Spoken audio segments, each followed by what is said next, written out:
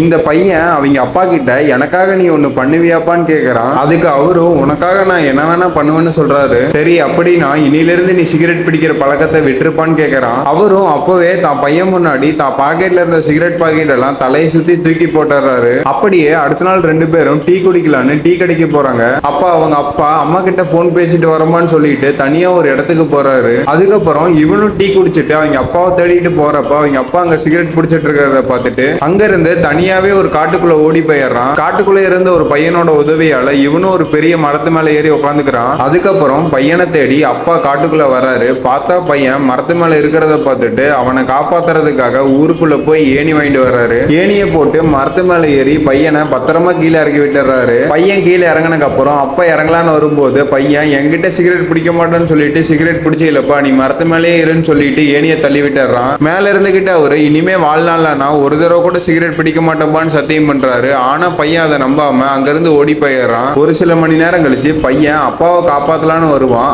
ஆனா அவரு மறுபடியும் சிகரெட் பிடிச்சிட்டு இருக்கிறத பார்த்துட்டு பையன் அவரை காப்பாத்தாமையே போயிடுவான். கடைசியா தான் ஒய்ஃபுக்கு லைவ் லொகேஷனை ஷேர் பண்ணி அவங்க வந்து தான் ஏணியை போட்டு இவரை காப்பாத்தி இருப்பாங்க.